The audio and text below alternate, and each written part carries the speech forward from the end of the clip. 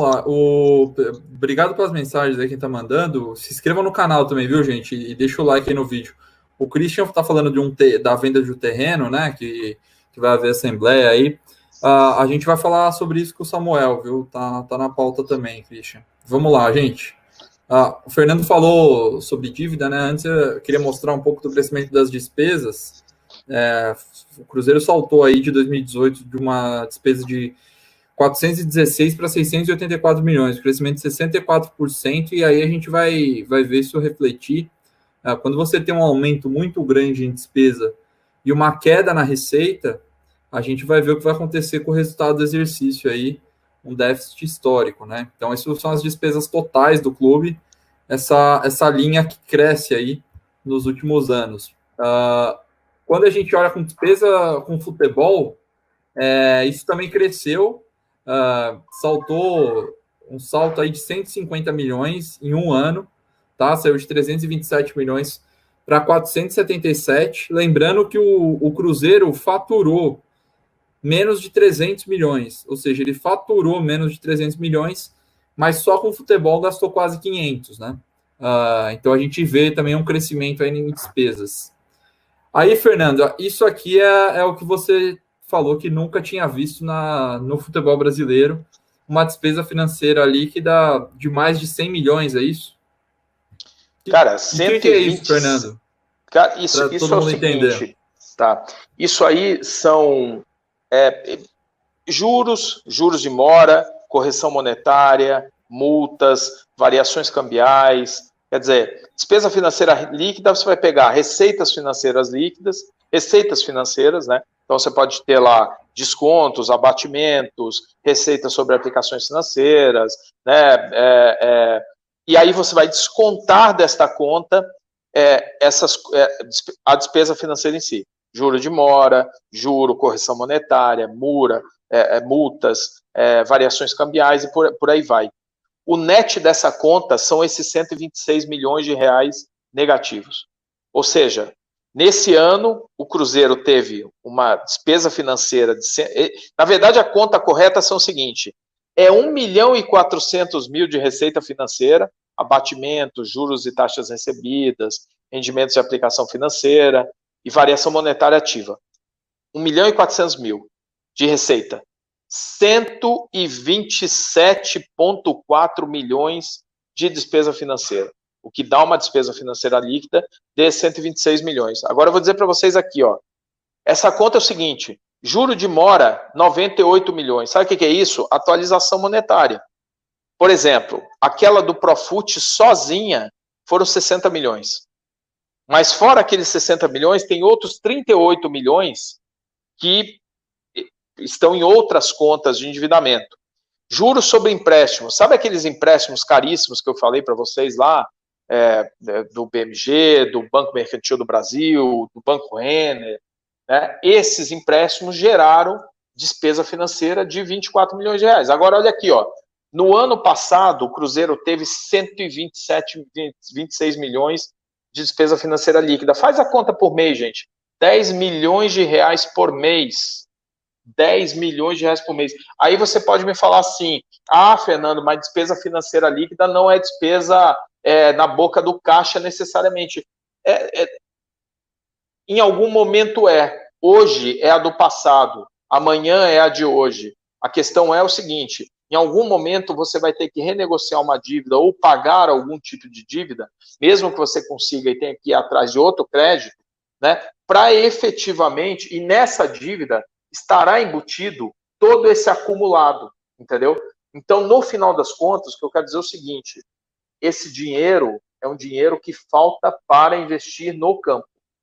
Esse dinheiro que vai para pagar juro de banco, juros sobre dívida com impostos, ele é um dinheiro que falta para pagar, porque em algum momento esse negócio está sendo sempre, esse negócio terá que ser pago, né? Isso está sempre sendo cobrado, você sempre tem que, no dia a dia, administrar esse fluxo de caixa, e ele vai tirando o dinheiro que você poderia botar para melhorar o salário do teu elenco ou para contratar um jogador.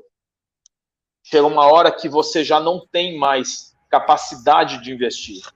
Nesse momento é o momento em que a falência esportiva se aproxima. É isso. Então, bom, falei do resultado financeiro líquido, isso aqui é o resultado do exercício. Como eu tinha adiantado, né, quando a queda de receita é de 15%, um crescimento de despesa importante de 64%, Cruzeiro que vem de déficits acumulados desde 2011, como o Fernando falou no início, mas nenhum tinha passado dos 100 milhões de reais. Pois é, em 2019 foram quase 400 milhões de reais de déficit, né, Fernando? Isso aí é por isso que é o pior balanço da história do futebol brasileiro, Fernando? É o pior balanço, principalmente por conta desse déficit. Aí, Munir, eu só quero fazer um parênteses aqui, que os nossos colegas fizeram os comentários ali importantes sobre as demandas que o Cruzeiro está recebendo de jogadores, né? E o problema de demanda de jogador é que a demanda que, quando ela é confirmada pela justiça, você não tem onde fugir. O clube vai ser perseguido e aquele dinheiro, além de ser muito caro, né? Porque dívida trabalhista tem custo de mora, custo jurídico, tem multa, tem o escambau. É uma dívida complicada. Mas só respondendo as perguntas ali, porque o Paulo, se eu não me engano, colocou o seguinte: olha, parece que o Fred tá pedindo 71 milhões.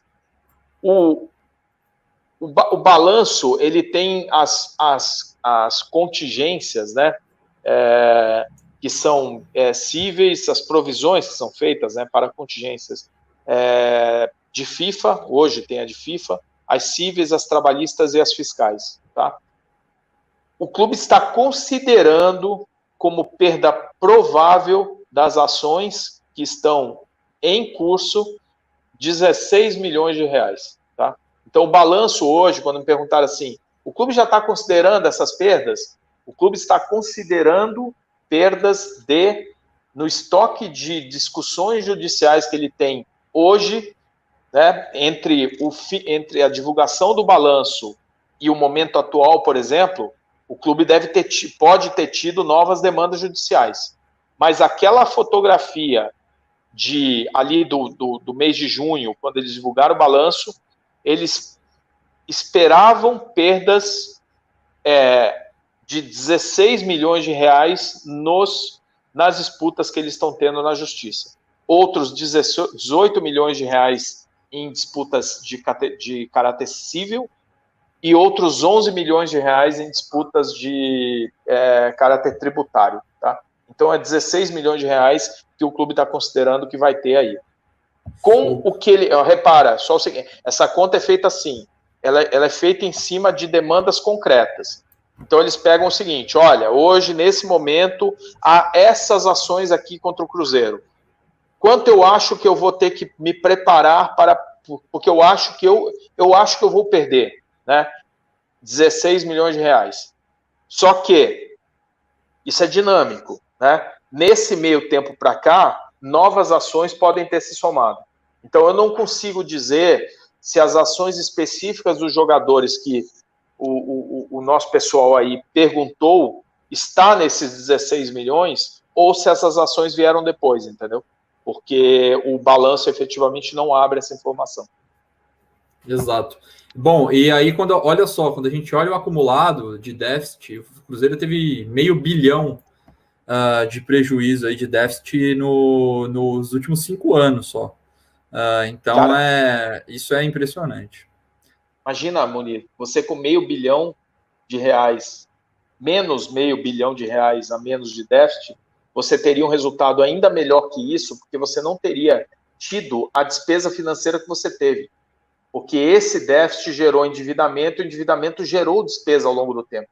Sim. Como a despesa financeira do ano que vem, desse ano de 2020, vai ser enorme, a gente sabe disso, porque a dívida quase dobrou. Com a dívida quase dobrando, você vai ter despesa financeira quase dobrando. Não quer dizer que ela vai passar de 126 para 250. Ela não vai dobrar porque esse número aí foi ele considerou provavelmente um monte de esqueleto que o Cruzeiro tinha no armário, entendeu? Mas outras dívidas, se o Cruzeiro aparecer ano que vem com 60, 70 milhões de reais de despesa financeira, para mim não é surpresa nenhuma. E o resultado do exercício sem atletas, né, baseado em receita recorrente, $500 milhão ano passado. É impressionante. O que salvou, de fato, o que salvou não, né? O que amenizou foi um crescimento na venda de atletas mesmo. Bom, vamos lá. Se o déficit foi desse tamanho, o endividamento, né, Fernando, também cresceu muito em linha com tudo que a gente falou, chegando a 800 milhões, saltou aí de 501 para 799, o crescimento de 60% no ano. Lembrando que a dívida do Cruzeiro em 2017 era de 372 milhões. Em 2 anos, o clube foi para 800. E aí a Rosane Gomes tinha perguntado, né, qual a relação de dívida com receita. É essa aqui, Rosane. Você perguntou se é o triplo. É quase isso, 2,8. Quando a gente cruza todas as dívidas do Cruzeiro com o que ele recebeu ano passado, com o que ele faturou, é 2,8. Quando a gente cruza só com receita recorrente, aí tirando venda de atletas, essa relação vai para 4,4. Aí, Fernando, quando eu falei que quando a gente fizesse o gráfico dinâmico do Cruzeiro seria só ladeira, algumas coisas não caem, algumas coisas crescem, mas justamente as coisas que não podem crescer, né? Essa relação é muito ruim, né? E repara, né, Moni, quer dizer, quando você olha o endividamento, você vê, se você puder subir um pouquinho ali na parte do endividamento anual em reais, você repara o seguinte, é que a pancada, quando você olha ali o 372 milhões, que era 2017, você vai ver que passou de 372 para 501 milhões. Esse 2017 para 18, o 18, já foi um crescimento de 40%. Aí você passou de 500 para 800, você cresceu mais 60%. Se você tirar esses 2 últimos anos, que eles tornam o grau de inclinação da curva muito agudo, e eles, de repente, não dão a dimensão tão grande do crescimento anterior. Porque quando você olha em 2010, a dívida era 112 milhões. Em 2017, que é antes das 2 estilingadas, ela é mais que o triplo, cara. Então você repara o seguinte, se você tira esse gráfico aqui e você faz o corte de 10 a 17, ele já é horroroso, ele já daria pela razão uma inclinação muito aguda e repara, quase contínua. Então o Cruzeiro vem numa deterioração contínua há um bom tempo e ela só se tornou hiperaguda nesse período aí dos 2 últimos anos de gestão, né? E quando você olha a despesa na parte de baixo, né, que você já pode seguir na página além, as dívidas por categorias, é pancadaria em tudo, né? Aí, Fernando, só antes até de explicar isso, eu lembro da gente falar aqui no Balanço do São Paulo, que São Paulo tentou uma estratégia aí, até perguntaram uma estratégia de all-in, mas de fato São Paulo se classificou para Libertadores esse ano, né? Vaga direta. O Cruzeiro, ele cresce tudo isso e ainda é rebaixado, né? De fato, é difícil até de explicar esse crescimento todo em despesa, né? Claro, teve queda em receita, mas acho que o déficit está muito mais pautado num crescimento de despesa, que foi muito maior do que a queda na receita. Cara, e o clube caiu. É uma barbaridade, né, cara? É uma barbaridade. O torcedor vendo isso, o torcedor deve ficar enlouquecido, né, cara? Porque você não teve benefício dentro de campo, né? Exato, teve a destruição financeira e rifou o futuro, né? E rifou o futuro, porque quanto tempo vai levar para o Cruzeiro conseguir equilibrar esse negócio, conseguir, ter diminuir a pressão dentro do clube, né? Por conta de, obviamente, atrasa salário, aí o time vai para a segunda divisão, a pressão na segunda divisão vai ser por, obviamente, subir, e aquela coisa, o torcedor de clube de Série A, quando cai, ele quer que suba e suba com 6 rodadas de antecedência, né? Num ano em que os vestiários vão pegar fogo por conta dos atrasos salariais recordes, né? Então, tudo efetivamente conspira contra, né? Você não tem coisa aqui boa a favor. E principalmente pensar como isso vai se... o que vai resultar disso em o clube voltando para a primeira divisão, lembrando que, porque desgraça pouca é bobagem, né? As cotas de televisão agora também são diferentes, né? Porque no passado você tinha lá aquela cláusula Vasco, né? Conhecida entre os clubes como cláusula Vasco, que era e tinha esse nome porque era a briga do Eurico Miranda quando o clube efetivamente teve rebaixamento, que era você garantir que o clube na segunda divisão tivesse a manutenção das receitas de cotas de transmissão da primeira. Né? Pelo menos no primeiro ano, isso caía a razão de 75% do valor no segundo ano, até 25% do valor, até que o clube voltasse. Né? Quer dizer, era um dumping financeiro, né? Muito claro. Mas isso não tem mais. Né? Agora você tem que fazer a tua negociação com a TV direto. Aí chega no momento de Covid, que não só não tem negociação, como não tem também antecipação. Rapaz, olha, eu vou te falar, é a tempestade perfeita. Então o crescimento